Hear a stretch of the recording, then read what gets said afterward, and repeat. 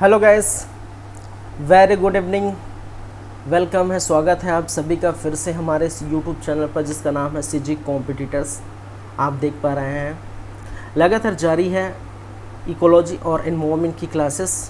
और इस क्लास में आज हम बातें करेंगे एनवायरनमेंट पॉल्यूशन की, जिसका आज तीसरा भाग है, थर्ड पार्ट है। इसकी चर्चा करेंगे, इसकी बातें करेंगे। पिछले 2 क्लास में इसी की बातें चल रही है। तो चलिए फिर आज की क्लास आगे बढ़ाते हैं, चलते हैं आगे की बातें करते हैं। लेकिन उसके पहले हम थोड़ा बातें कर लेंगे पिछले क्लास की। पिछले वाले क्लास में क्या क्या कुछ हुआ था उस पर नज़र डालें तो हमने देखे थे वायु प्रदूषण से हमने स्टार्ट किया था पिछला क्लास। हालांकि 2 क्लास हो चुके हैं, तो देख सकते हैं वायु प्रदूषण। और मैंने क्या कहा था भाई कि वायुमंडल में उपस्थित वायु में गैसों की मात्राओं में यदि कुछ अवांछित बदलाव आ जाते हैं तो उस प्रदूषण को हम क्या कहते हैं, वायु प्रदूषण कहते हैं। वायु प्रदूषण में आप देख सकते हैं, मैंने लिखा है प्राथमिक प्रदूषक और द्वितीयक प्रदूषक। प्रदूषक क्या होता है मैंने बताया था पिछले क्लास में कि भाई जो कारक होते हैं, ठीक है, जो कारक होते हैं जो प्रदूषण फैलाते हैं उसको हमने क्या कहा था, वायु प्रदूषक कहा था। तो प्राथमिक प्रदूषक कौन कौन से होंगे? लीड है, जैसे सल्फर के ऑक्साइड है, कार्बन डाइऑक्साइड है, नाइट्रोजन के ऑक्साइड है, कार्बन मोनोऑक्साइड है, आदि क्या है, वायु के प्रदूषक है, प्राथमिक प्रदूषक है। और द्वितीय प्रदूषक देख सकते हैं अम्ल वर्षा है, SO3 है, O3 है, N2 है, H2SO4 है, कीटोन्स है, एल्डिहाइड है। द्वितीयक प्रदूषक वो होते हैं जो प्राथमिक प्रदूषक के साथ, ठीक है, प्राथमिक प्रदूषक के साथ अगर कोई अन्य जो है तत्व मिलते हैं तब क्या बनता है, द्वितीयक प्रदूषक बनता है। ये बात किए थे। वायु प्रदूषण के क्या क्या प्रभाव थे वो हमने देखे थे, जैसे कि अम्ल वर्षा होता है, भूमि इमारतें खराब हो जाती है, वैश्विक ताप बढ़ता है। वैश्विक ताप मैंने बताया था कि अत्यधिक ताप को हम क्या कहते हैं, वैश्विक ताप। जब ग्रीन हाउस प्रभाव हम पढ़ेंगे तो आपको और अच्छे से जानकारी देंगे, ठीक है। ग्रीन हाउस इफेक्ट पढ़ेंगे और किसके अंतर्गत पढ़ेंगे, क्लाइमेट चेंज, जलवायु परिवर्तन के अंदर, तो वहाँ भी आपको अच्छे से पता चल जाएगा। स्वास्थ्य संबंधी समस्याएं भी होगी, बहुत सारी बातें किए थे। फिर वायु प्रदूषण और उसके प्रभावित अंग, ठीक है, वायु प्रदूषक एवं उनसे प्रभावित अंग कौन कौन से हैं, जैसे कौन से प्रदूषक है, कार्बन मोनोऑक्साइड की बातें की थी। कार्बन मोनोऑक्साइड क्या प्रभाव डालता है मानव शरीर में? एक तो इससे दम घुटता है, कार्बन मोनोऑक्साइड की उपस्थिति से क्या होता है, दम घुटता है, देख सकते हैं। फिर मैंने क्या कहा भाई, ब्लड सर्कुलेशन में दिक्कत आती है। नाइट्रोजन के ऑक्साइड भी क्या है, हानिकारक पहुंचाते हैं, जिससे इसमें गले में पीड़ा होता है, गले में दर्द होता है, फेफड़ों से संबंधित बीमारी होती है। फिर सल्फर डाइऑक्साइड के बारे में भी मैंने कहा कि आँख, नाक, कान, गला आदि में जलन होता है, श्वसन में दिक्कत होती है। CFC गैसेस, क्लोरोफ्लोरोकार्बन गैस, इससे मोतियाबिंद, कैंसर, त्वचा रोग आदि हो जाते हैं। फिर शीशा देखे थे, लेड देखे थे। शीशा लेड क्या करता है, तंत्रिका तंत्र को प्रभावित करता है, गुर्दे की बीमारी हो जाती है, इससे श्वसन से में दिक्कत आती है। कैडमियम के बारे में मैंने कहा था, श्वसन अंग प्रभावित होता है, रक्तचाप प्रभावित होता है, हृदय संबंधी बीमारी हो जाती है। क्लोरीन के बारे में मैंने कहा था कि आँख, नाक, गले की बीमारी, श्वास संबंधी बीमारी से हो जाती है। बेंजीन से कैंसर, श्वसन बीमारी आदि होते हैं। तो ये पिछले क्लास में हमने देखे थे। फिर वायु प्रदूषण को हम किस प्रकार से हटा सकते हैं, इसके उपाय क्या है, उपाय क्या क्या थे? तो जैसे कि आप देख सकते हैं उपाय मैंने बताया था कि पेड़ पौधे लगाना, जितना ज़्यादा हो सके आप क्या करेंगे, पेड़ पौधे लगाएंगे। और जितना ज़्यादा पेड़ पौधे लगाएंगे उतना क्या होगा, वायुमंडल स्थिर रहेगी, पर्यावरण स्वच्छ रहेगा, ठीक है, प्रदूषण कम फैलेगा। फिर हमने बात की थी किसकी भाई, फैक्ट्री की चिमनियों को ऊंचा लगाना, जिससे इनकी धुएं ऊपर जा सके। वाहनों की जो है वाहनों का कम एवं सीमित मात्रों में उपयोग करना, वायु गुणवत्ता सूचकांक यूज़ करना, BC4 भारत स्टेट 4 को त्याग कर भारत स्टेट 6 अभी आ गया है, उसकी हमने बातें की थी। तो वगैरह वगैरह इनके क्या थे, उपाय थे। फिर हमने जल प्रदूषण देखे थे, ठीक है, क्या देखे थे भाई, जल प्रदूषण। और जल प्रदूषण में, ठीक है, जल प्रदूषण क्या होता है, जैसे कि मैंने कहा प्रदूषकों के कारण जल की भौतिक, रासायनिक और जो है जैविक गुणों में अगर बदलाव आते हैं तो उस प्रदूषण को हमने क्या कहते हैं, जल प्रदूषण कहते हैं। क्या कारण हो, भूमिगत जल में क्या कारण है प्रदूषण के, और स्थलीय जल में क्या कारण थे प्रदूषण के। तो जैसे मैंने कहा आर्सेनिक की मात्रा में वृद्धि होने से भूमिगत जल क्या हो जाते हैं, प्रदूषित हो जाते हैं। ऑक्सीजन की कमी के कारण भूमिगत जल प्रदूषित हो जाते हैं। फिर स्थलीय जल के बारे में मैंने कहा था कि घरेलू अपशिष्ट पदार्थ है, मल है आदि चले जाते हैं नाले के द्वारा आपके तालाब में, नदी में, तब प्रदूषित हो जाता है। औद्योगिक प्रदूषक कहने का मतलब जो कारखाने हैं उनसे निकलने वाले अपशिष्ट पदार्थ हैं, उनसे क्या होता है, जल प्रदूषित होता है। कृषि युक्त प्रयुक्त जो रासायनिक पदार्थ होती हैं, कीटनाशक दवाइयाँ होती हैं, उनसे भी जल प्रदूषित होता है। भूस्खलन, मृदा अपरदन आदि से जल क्या होते हैं, दूषित होते हैं। और जल दूषित है और जल का उपयोग करेंगे तो जाहिर सी बात है बीमारी तो पड़ेगी ही, ठीक है। तो बहुत सारी बीमारी जैसे कि मैंने बताया जल दूषित होने के कारण हैजा, पीलिया, अतिसार, टाइनिया, ट्यूरिया, फ्लेग, ठीक है, मियादी, पीला ज्वर, आन, पीता क्रीम, गोल क्रीम, गिल्टी, श्वसन अंग में जो है रोग हो जाता है, फोसियोल, क्लोराइड, पीचिस, महामारी, ठीक है, एरोसाइड, रोटोवायरस आदि इस प्रकार से क्या होते हैं, जल से संबंधित क्या है, गंदे जल को उपयोग करने से आपको इस प्रकार से बीमारी हो जाएगी। फिर इसके उपाय हमने बताए थे कि जल गंदा हो गया है, जल दूषित हो गया है, तो भाई इसको पहले क्या किया जाए, साफ़ किया जाए। तो किस प्रकार से आप करेंगे, एक तो बहुत सारे मैंने कहा था कि सरकार द्वारा जैसे नमामि गंगे है, गंगा सफाई योजना है, यमुना एक्शन प्लान है आदि योजनाओं के तहत बड़े बड़े नदियों को, ठीक है, क्या किया जाता है, साफ़ सफाई की जाती है। फिर BOD लेवल सुधार करना है। BOD कहने का मतलब बायोलॉजिकल ऑक्सीजन डिमांड, जिसमें अगर जल में ऑक्सीजन की मात्रा का पता चलता है, अगर ऑक्सीजन की मात्रा में कमी आती है तो उसको सुधार सकते हैं और ये फिर शुद्ध कर सकते हैं। और शुद्ध करने के लिए मैंने एक उपाय बताया था, क्लोरीन का उपयोग करके आप क्या कर सकते हैं, जल को शुद्ध किया जा सकता है। फिर हमने देखे थे मृदा प्रदूषण, मिट्टी प्रदूषण। मिट्टी में अवांछित बदलाव हो जाते हैं तो क्या कहते हैं, मिट्टी प्रदूषण कहते हैं, मृदा प्रदूषण कहते हैं। क्या कारण हो सकते हैं, तो बहुत सारे कारण थे, जैसे मृदा अपरदन, ठीक है, वर्षा बाढ़ के कारण मिट्टी बह जाना क्या कहलाता है, मृदा अपरदन। ज्वालामुखी उद्गार, भूकंप हैं, औद्योगिक अपशिष्ट पदार्थ हैं, खनन है, कीटनाशक का प्रयोग है, झूम कृषि करना आदि क्या है, मृदा प्रदूषण के कारण है। प्रभाव क्या क्या डालता है, अगर मिट्टी प्रदूषित हो गया है तो क्या क्या प्रभाव हो सकते हैं, उर्वरक शक्ति कम हो जाएगी, कृषि में कमी आएगी, पोषक तत्वों में कमी आएगी आदि समस्याओं से जो है देखने को मिलेगी। चलिए, तो ये तो थे हमारा पिछले क्लास में मैंने कहा था कि पिछले क्लास हम थोड़ा देख लेते हैं, तो 5 मिनट पिछले क्लास की बातें कर लिए। अब आज की क्लास में हम आगे बढ़ेंगे और जो बचा है, जैसे ध्वनि प्रदूषण है, प्लास्टिक प्रदूषण है आदि प्रदूषण के बारे में हम चर्चा करेंगे, ठीक है। तो क्लास को आगे बढ़ाते हैं, चलिए।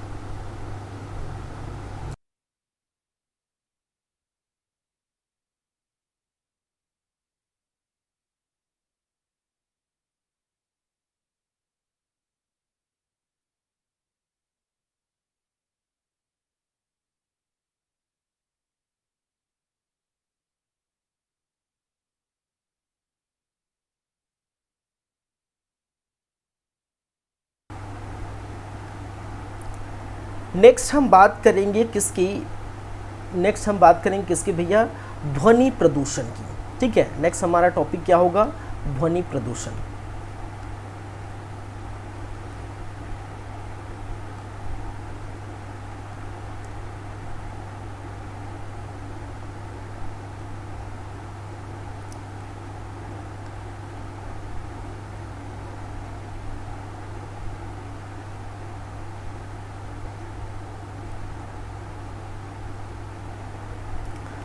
चलिए, ध्वनि प्रदूषण या जिसे हम क्या कहते हैं, नॉइस पॉल्यूशन, हम इसे क्या कर सकते हैं,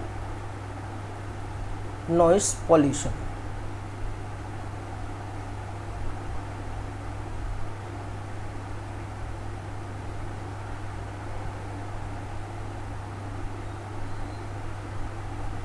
चलिए,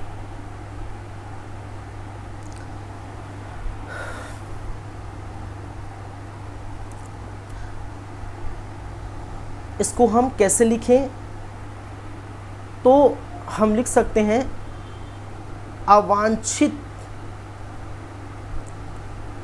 शोर से।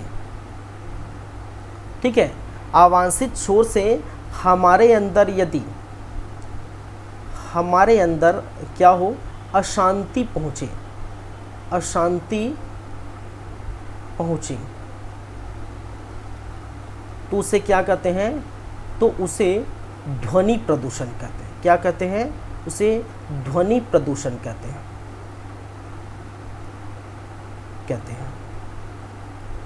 ठीक है।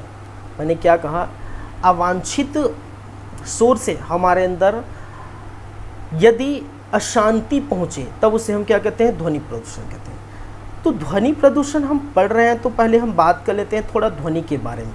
ठीक है, आखिर ध्वनि क्या होती है। ठीक है, तो मेनली ध्वनि एक प्रकार का क्या है भाई, ध्वनि एक प्रकार की क्या है, तरंगे हैं। ठीक है, ध्वनि तरंगे जब समझते हैं,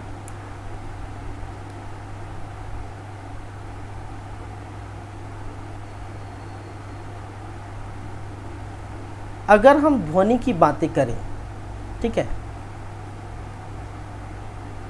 तो ध्वनि कितने प्रकार के हो सकते हैं। ठीक है, किस प्रकार से हम बातें करते हैं, एक तो तरंगों में हम तरंगे की बातें करते हैं, एक प्रकार के तरंगे हैं। ठीक है, एक प्रकार के क्या है, तरंगे हैं। तरंगे की बात करें तो एक होता है आपका श्रव्य तरंगे। क्या होता है, श्रव्य तरंगे। एक होता है पराश्रव्य तरंगे, पराश्रव्य तरंगे, और तीसरा होता है अपश्रव्य तरंगे। यस, क्या होता है, अपश्रव्य तरंगे। हम इसको ऐसे लिख सकते हैं, इसको लिखना चाहे तो पहले हम अपश्रव्य तरंगे, श्रव्य तरंगे, फिर श्रव्य तरंगे। ये फिजिक्स में आप पढ़े हैं। ठीक है, ज़्यादा मैं पढ़ाऊंगा नहीं, इसके बारे में नहीं बताऊंगा। पराश्रव्य तरंगे, पराश्रव्य तरंगे।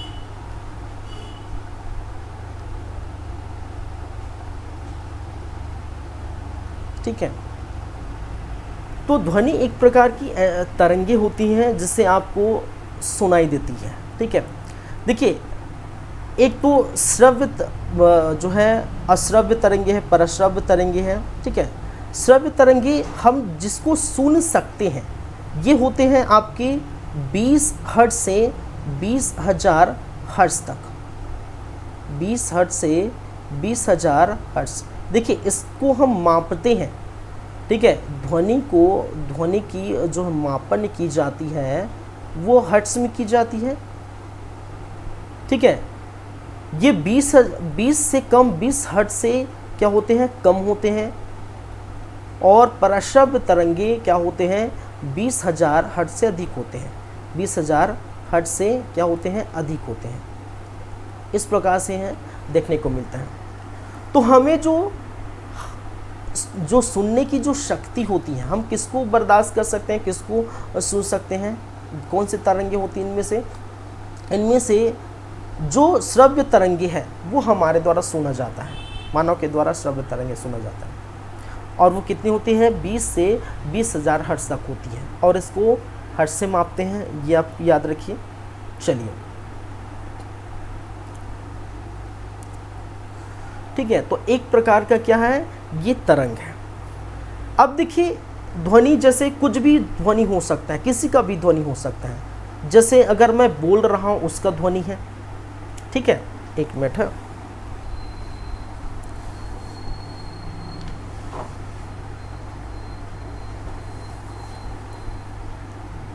थोड़ा वेट करिए।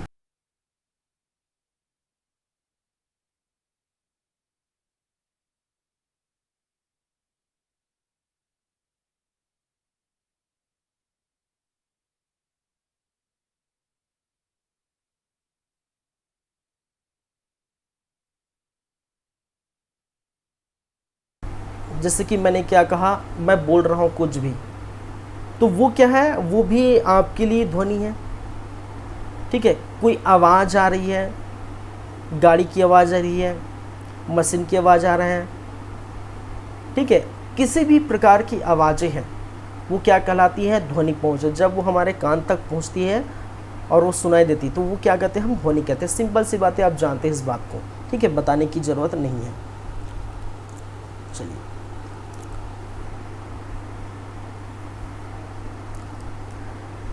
चलिए अब देखिए, अब यही अगर हमें ज़्यादा एकदम सुनाई देता है, मान के चलिए आपके आसपास मशीन चल रही है, ठीक है, आपके आसपास, एक मिनट थोड़ा मैं इसको वीडियो को हटा देता हूँ फिलहाल। मैंने क्या कहा, आपके आसपास क्या चल रही है, मशीन चल रही है, और मशीन की आवाज़ बहुत ज़ोर ज़ोर से आ रही है, तो फिर क्या लगेगा आपको, भाई बहुत ज़्यादा कर्कश हो रहा है, ये सुनने में हमें दिक्कत हो रहा है, ठीक है, हम सुन नहीं पाएंगे, बहुत ज़्यादा कर्कश की आवाज़ है, मोटरसाइकिल की आवाज़ है, या किसी जहाज़ की आवाज़ है, अगर आसपास अगर जहाज़ है, जेट है, ठीक है, इस प्रकार से जहाज़ गुजर रही है, तो फिर वो भी सुनाई जो है देगा, तो फिर कर्कश लगेगा। तो कुछ क्या होते हैं, पैमाना होते हैं, ठीक है, जिसको हम सुनते हैं, ठीक है। देखिए अगर हम बात करें, चलिए ध्वनि की बात करें, ध्वनि को इसको मापने में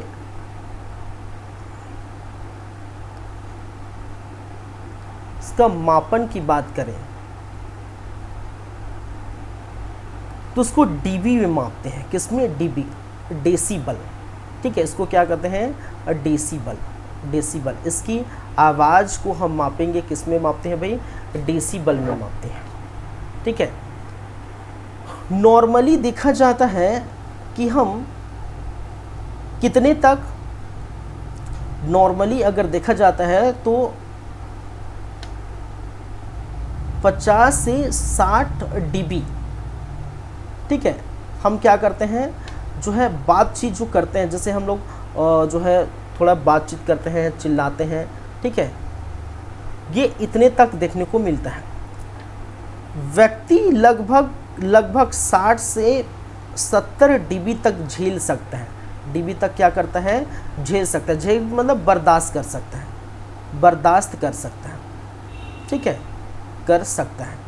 और इससे अगर ऊपर जाता है 70 डेसीबल या 70 डीबी से ऊपर जाता है तो वो बर्दाश्त के हद से बाहर हो जाता है, उसको हम करते हैं शोर।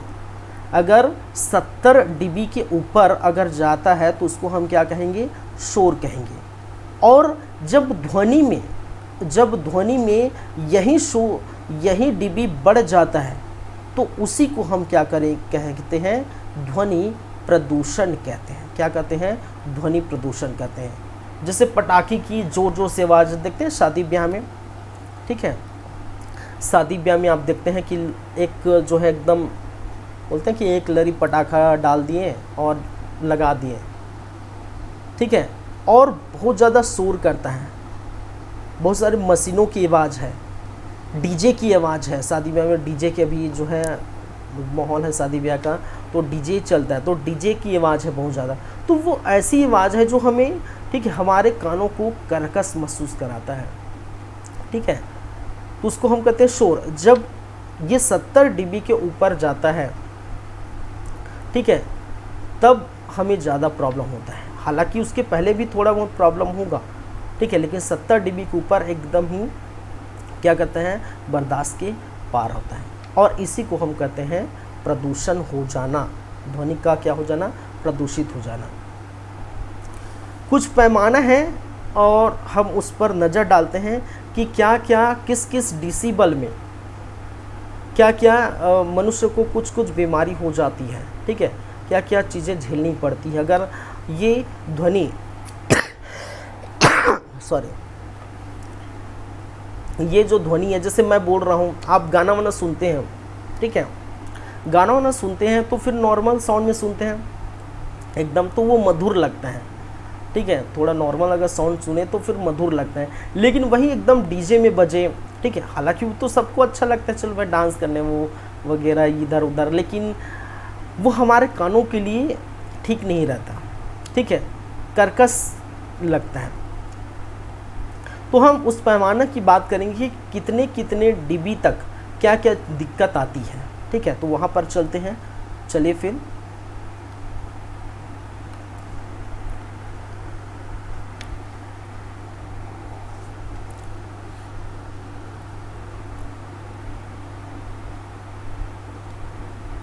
मैं थोड़ा रुकूंगा 2 मिनट, ठीक है, 2 मिनट वेट करिए। ये थोड़ा वीडियो में दिक्कत है एक्चुअली, तस्वीर बार बार दिक्कत आ रहा है, ठीक है, मैं जैसे ही लेता हूँ बिना तस्वीर के, ठीक है, मेरी तस्वीर नहीं देखेंगे तो फिर कोई दिक्कत नहीं होगा, ठीक है। तो 2 मिनट थोड़ा वेट करिए, 2 मिनट।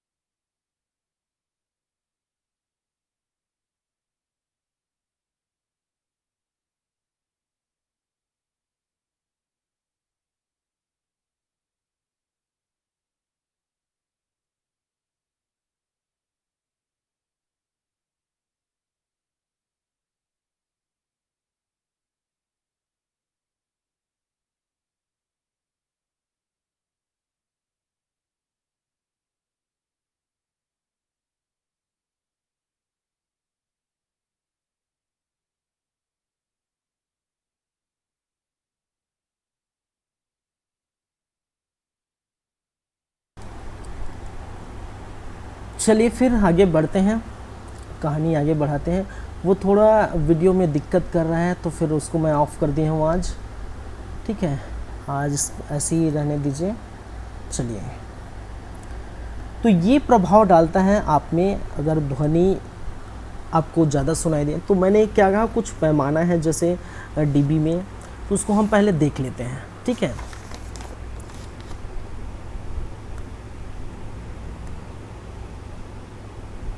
जैसे शोर की तीव्रता अगर है 80 dB, मैंने कहा 70 dB तक आप जो है थोड़ा बर्दाश्त कर सकते हैं, ठीक है, लेकिन 80 dB हो तो आपको क्या दिक्कत आने लगती है, ठीक है।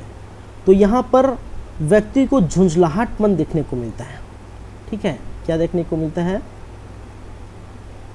झुंझलाहट, ठीक है, थोड़ा थकावट टाइप, थोड़ा झुंझलाहट टाइप। झुंझलाहट समझते हैं ना। अगर 90 dB तक है शोर, ठीक है, आवाज़ जो है साउंड कितना है 90 dB, तो श्रवण शक्ति में हानि होती है, सुनने की शक्ति में हानि पहुंचती है। श्रवण शक्ति को क्या होता है, हानि पहुंचता है। यदि ये 95 dB तक है, 95 dB के आसपास है, तो अति झुंझलाहटपन देखने को मिलता है। अति झुंझलाहट,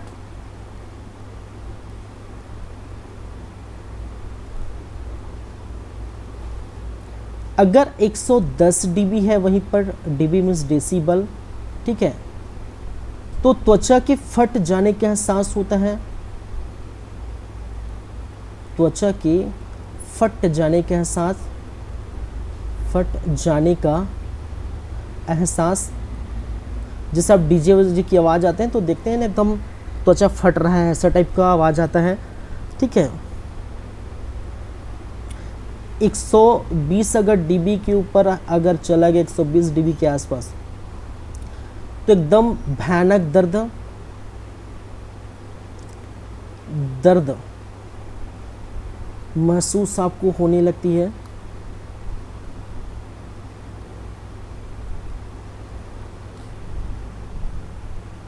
अगर वहीं 130 dB से 135 dB तक ये चला जाता है अगर साउंड, तो जी मचलता है, जी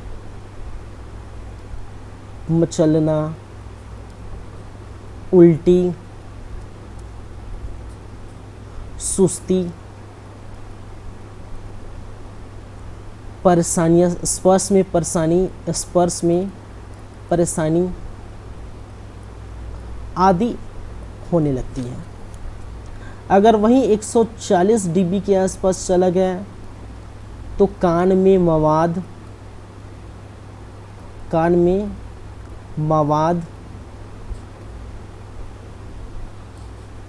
ये देखने को मिलती है। अगर 195 dB के आसपास चला गया तो फेफड़ों को हानि पहुंचती है। फेफड़ों को क्या पहुंचती है भाई? हानि पहुंचती है, ठीक है। तो ये परेशानी आपको देखने को मिलता है, ऐसे जो है तीव्र अगर साउंड आपके पास सुनाई देते हैं तो, ठीक है। चलिए,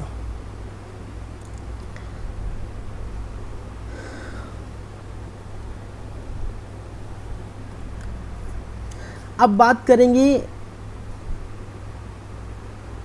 इनके कारण क्या क्या है, ठीक है।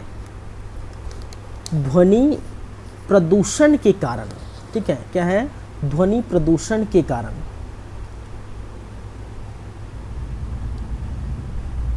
बात करेंगे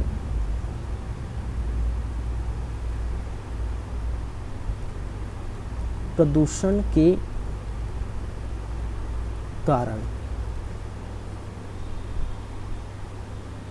एक तो प्राकृतिक कारण होते हैं और दूसरा होता है मानव जनित कारण। क्या होता है भाई?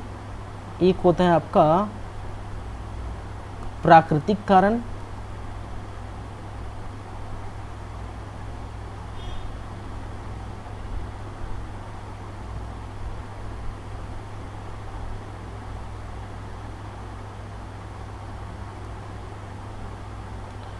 एक होता है आपका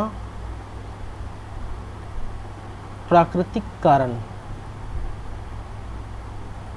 और दूसरा होता है मानव जनित कारण।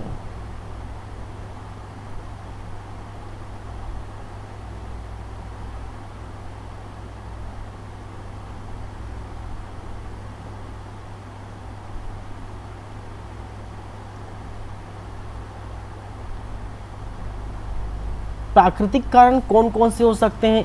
एक तो आपका ज्वालामुखी विस्फोट है, आवाज़ आती है ना, ज्वालामुखी विस्फोट से, ठीक है, भूकंप से, भूकंप प्राकृतिक कारण है। फिर बिजली कड़कना, बादल गरजना, बिजली कड़कना, बादल गरजना आदि क्या है? ध्वनि प्रदूषण के प्राकृतिक कारण हैं। यदि मानव जनित कारण की हम बात करें तो औद्योगिक संस्थान हैं, जितने भी औद्योगिक संस्थान हैं, फैक्ट्रीज वगैरह हैं, ठीक है। अब औद्योगिक एरिया में जाके देखिए बहुत आपको शोर नज़र आएगी फैक्ट्री में लगे मशीनों की, तो ये क्या है? औद्योगिक संस्थान से आने वाली शोर है। परिवहन के साधन से, परिवहन के साधन से, अब गांव में तो खैर ज़्यादा देखने को नहीं, लेकिन शहरों में जाके देखिए, शहर में बहुत ज़्यादा जो है गाड़ी है, ठीक है, बहुत ज़्यादा कार है, ट्रक है, बस है, बाइक है, उनकी आवाज़ बहुत ज़्यादा शोर करती है। ट्रैफिक सिग्नल में आप पहुंच जाएंगे तो फिर वहाँ तो और मत पूछिए, ठीक है। तो परिवहन के जो है साधन, ठीक है, इनसे क्या होती है? मानव जनित कारक हैं, इनसे आवाज़ आती है। मनोरंजन के साधन में,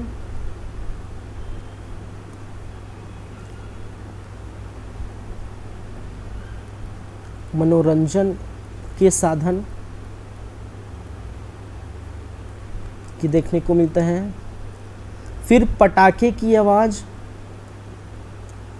पटाखे की आवाज़ आदि क्या है? ये मानव जनित कारण है। तो प्राकृतिक कारण तो हम रोक नहीं सकते, लेकिन मानव जनित कारण को तो रोक सकते हैं भाई, उसको कम किया जा सकता है। औद्योगिक संस्थान को शहर के बाहर लगाया जा सकता है, ठीक है। परिवहन के साधन या जब उसमें भी थोड़ी कमी कर सकते हैं, ठीक है, कम मात्रा में परिवहन के साधन को उपयोग करें। अब ट्रैफिक सिग्नल में है तो आप हॉर्न कम बजाइए, ठीक है। लोग ऐसा करते हैं कि ट्रैफिक सिग्नल में खड़े होते हैं, जैसे ही ग्रीन लाइट जला, ठीक है, लगातार हॉर्न बजाते रहते हैं। अरे भाई सामने वाला भी तो जाएगा, और रहने के लिए तो आया नहीं है कि भाई सड़क पे ही रह जाए, भाई उसके सामने वाला निकलेगा तभी तो निकलेंगे। तो ऐसे लोग हैं लगातार जो है हॉर्न बजाते रहते हैं, तो इनसे भी दिक्कत आती है, ठीक है। तो ये है मनोरंजन के साधन। मनोरंजन तक तो सीमित है, लेकिन कोई साउंड जो है आपके डीजे बजा रहे हैं घर में बगल में, ठीक है, कुछ ज़्यादा कर्कश कर रहे हैं, पटाखे की आवाज़, शादी ब्याह में पटाखे की आवाज़ दिक्कत करती है, तो ये इसको हम कम कर सकते हैं, रोक सकते हैं, लेकिन प्राकृतिक जो है कारण को रोक नहीं जा सकते हम, ठीक है। चलिए अब देखते हैं क्या प्रभाव पड़ता है। ये तो समझ गया कि ध्वनि क्या है, कितने कितने डीबी तक हम बर्दाश्त कर सकते हैं, कितने तक जो है कौन कौन सी बीमारी होती हैं, कारण भी समझ लिए। अब बात करेंगे इसका प्रभाव क्या है, कि मानव शरीर पर क्या क्या प्रभाव डालता है, ठीक है। चलिए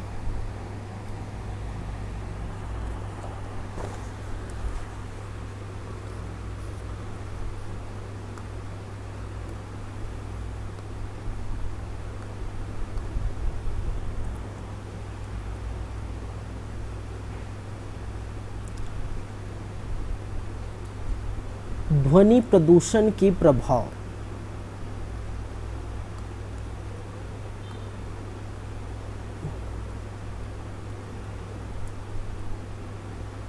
प्रदूषण के प्रभाव देख लेते हैं।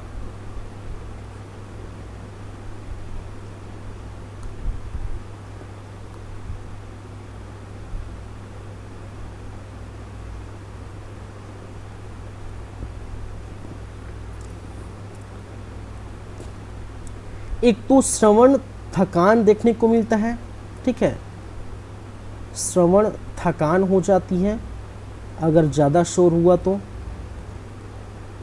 बहरापन, बहरापन क्या आने लगता है, बहरापन होने लगता है।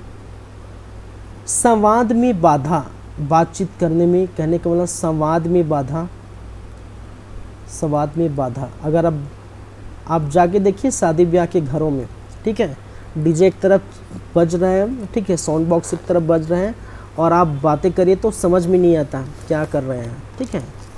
तो संवाद में बाधा। निंद्रा में बाधा होने लगती है। क्या होती है, निंद्रा में बाधा, मतलब नींद में बाधा होने लगती है।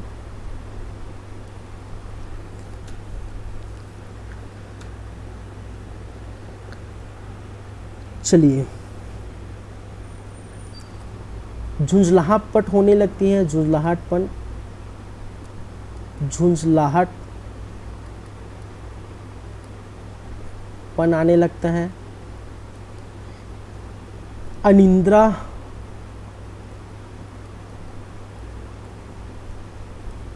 हृदय संबंधी रोग हो जाते हैं, हृदय संबंधी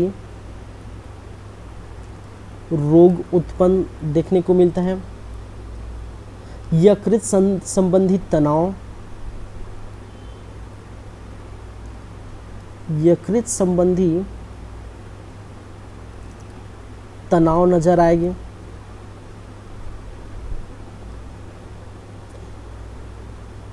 थकान एवं दृष्टि में बाधा, थकान एवं दृष्टि में बाधा क्या होगी, बाधा उत्पन्न होगी। तो इस प्रकार से ध्वनि प्रदूषण के क्या है, प्रभाव आप देख सकते हैं। चलिए, ठीक है, तो ये हो जाता है ध्वनि। तो मेनली जो प्रमुख चीज़ें हैं वो तो आपका हो चुका है।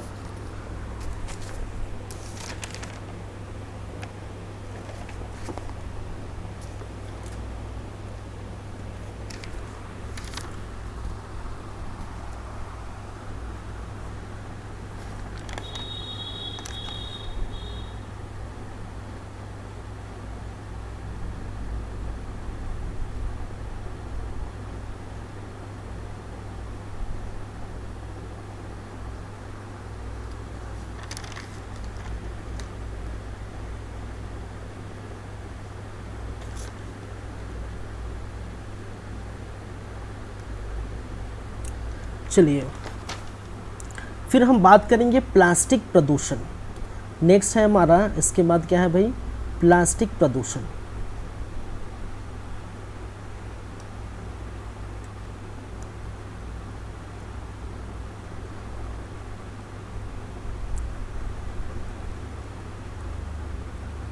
प्लास्टिक प्रदूषण,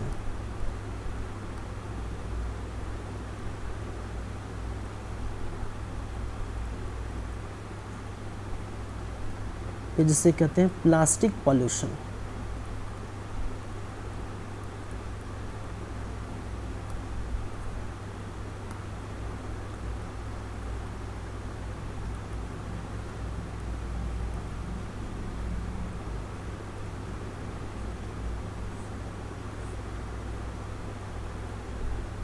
चलिए,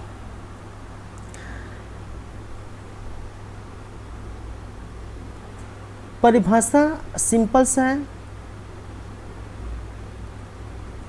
ठीक है। प्रदूषण क्या है, प्लास्टिक से होने वाले तमाम प्रदूषण इसके अंतर्गत आते हैं, ठीक है। प्लास्टिक से होने वाले तमाम प्रदूषण इसके अंतर्गत आते हैं।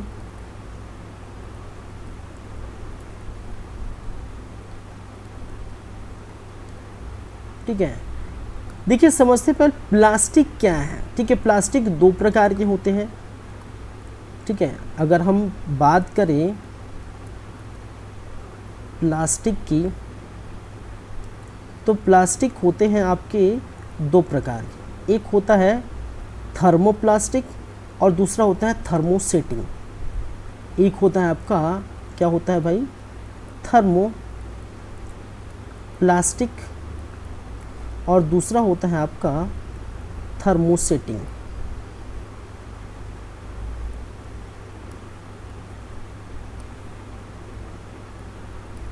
थर्मोसेटिंग, थर्मोप्लास्टिक क्या होते हैं, थर्मोसेटिंग क्या होते हैं। देखिए थर्मोप्लास्टिक की अगर हम बात करें तो थर्मोप्लास्टिक को हम, यदि इस प्लास्टिक को हम गर्म करते हैं, ठीक है, तो ये प्लास्टिक अपनी मूल अवस्था में आ जाती है। ठीक है, प्लास्टिक को, इस प्लास्टिक को क्या करेंगे, प्लास्टिक को गर्म करने पर क्या होता है, अपनी मूल अवस्था में आ जाती है। अपनी मूल अवस्था में आ जाती है। जैसे कि पॉलीथाइलिन। ठीक है, जैसे कि आप देख सकते हैं कौन कौन से होंगे, पॉलीथाइलिन, जैसे कि आपको पॉलीविनाइल क्लोराइड पीवीसी। ठीक है, पीवीसी, पॉलीविनाइल क्लोराइड पीवीसी। ठीक है, पॉलीप्रोपिलीन, क्या है, प्रोपिलीन आदि, ये किसके प्रकार है, थर्मोप्लास्टिक के। इसको अगर गर्म करेंगे तो अपनी मूल अवस्था में आ जाएंगे। लेकिन अगर थर्मोसेटिंग की बात करें तो प्लास्टिक को गर्म करने पर अपनी मूल अवस्था में नहीं आती। प्लास्टिक को गर्म करने पर अपनी मूल अवस्था में नहीं आते। जैसे बेकेलाइट है, एग्जाम्पल अगर देखें तो बेकेलाइट है, ये थर्मोसेटिंग के एग्जाम्पल है। पॉलिस्टर है,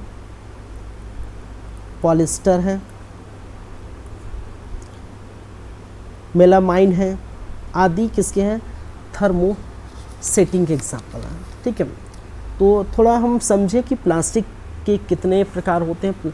एक होता है थर्मोप्लास्टिक, एक होता है थर्मोसेटिंग। चलिए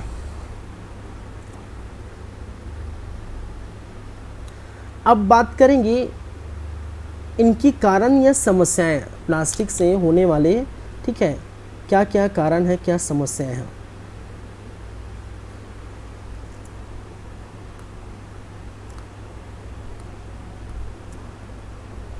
अगर कारण की बात करें तो एक तो कारण आपका घुलनशील ना होने के कारण जो है। ठीक है, देखिए एक तो घुलनशील नहीं है, प्लास्टिक घुलता नहीं है। घुलनशील ना होने के कारण क्या हो जाता है भाई, ये नालों में जमा हो जाता है। क्या हो जाता है, नालों में जमा हो जाता है।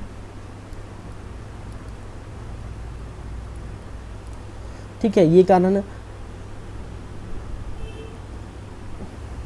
अगर समुद्र में प्लास्टिक है, समुद्र में अगर प्लास्टिक है तो समुद्र में प्लास्टिक से जो पारिस्थितिकी को नुकसान पहुंचता है, समुद्री पारिस्थितिकी को क्या पहुंचता है, नुकसान पहुंचता है। जीव जंतु को नुकसान पहुंचता है। ठीक है। प्लास्टिक जो उद्योग है वो कारण है, ठीक है। क्या है? प्लास्टिक उद्योग, प्लास्टिक उद्योग है वो इसके कारण है भाई। चलिए ठीक है, बात करें तो ये क्या क्या प्रभाव डालता है जीव में, जीव में क्या क्या क्या होता है, प्रभाव डालता है। तो प्रभाव तो बहुत सारे हैं भाई। जीवों को खतरा होता है, वन्य जीवों को खतरा होता है, हमें खतरा होता है, वन्य जीवों को खतरा, ठीक है। किसको? वन्य जीवों को खतरा होगा।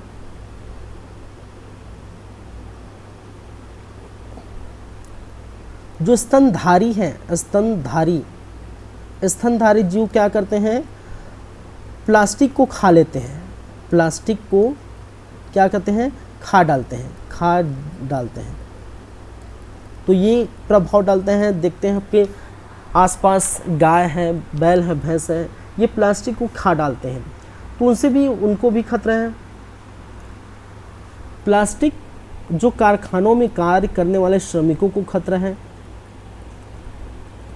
प्लास्टिक उद्योग में कार्य करने वाले श्रमिक को खतरा है। श्रमिकों को क्या है?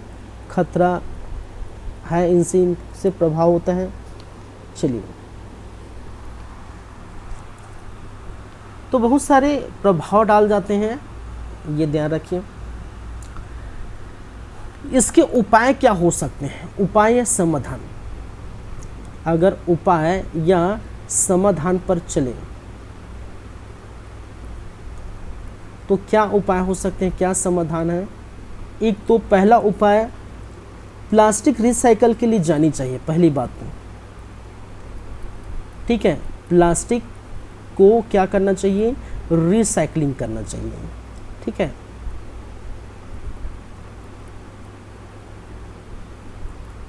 करनी चाहिए, ठीक है। आप देखते हैं आसपास के जो आपके आसपास जो प्लास्टिक बॉटल बिनने वाले हैं वो क्या करते हैं? प्लास्टिक बोतल को कहीं दूसरी जगह बेच देते हैं और वो क्या करते हैं? रिसाइकलिंग के लिए जाता है, ठीक है। तो रिसाइकलिंग के लिए जाना चाहिए, प्लास्टिक को ऐसे ही फेंक नहीं देना चाहिए, ठीक है। ये याद रखिए। आप सब्जी लाने के लिए, सब्जी वगैरह मार्केट के लिए सब्जी लाने के लिए, सब्जी के लिए क्या करिए? प्लास्टिक का उपयोग ना करिए, प्लास्टिक थैली का उपयोग ना करें, थैली का उपयोग ना करें। आप कैरी बैग ले जा सकते हैं।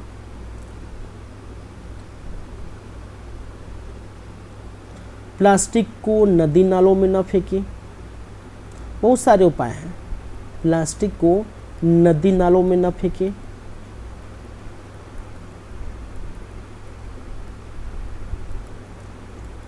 ठीक है, तो ये सारे क्या है? उपाय हैं जो आप क्या कर सकते हैं,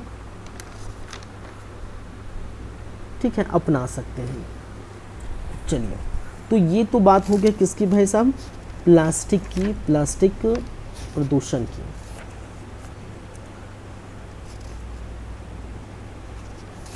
चलिए, तो ये तो फिर अब तो ख़त्म ही हो गया एक तरह से, अब तो है ही नहीं ज़्यादा कुछ बातें में। देखिए, आपके इस जो इकोलॉजी एंड एनवायरनमेंट की क्लास में ज़्यादा कुछ और बाकी नहीं है।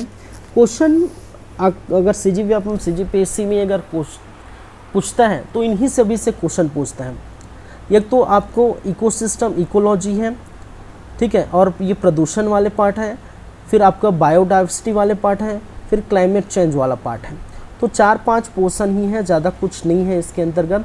और इसके बाद हम जब क्लाइमेट चेंज पढ़ेंगे, जलवायु परिवर्तन पढ़ेंगे, फिर वैश्विक ताप पढ़ेंगे, ग्लोबल वार्मिंग पढ़ेंगे, तो ये आपका ख़त्म हो जाएगा एक तरह से, न के बराबर है, ठीक है। क्योंकि ज़्यादा कुछ रखा नहीं है। ये आई थिंक 11-12 क्लास है, 2-3 क्लास और लगेगा, फिर आपका ये ख़त्म हो जाएगा। 15 क्लास में लगभग मान के चलिए आपके ख़त्म हो जाते हैं, ठीक है। तो चलिए फिर आज की क्लास यहीं पर रखते हैं। नेक्स्ट क्लास में हम देखेंगे क्लाइमेट चेंज, जलवायु परिवर्तन। ठीक है, क्या देखेंगे भाई? जलवायु परिवर्तन, क्लाइमेट चेंज। चलिए, thank you guys, thank you class.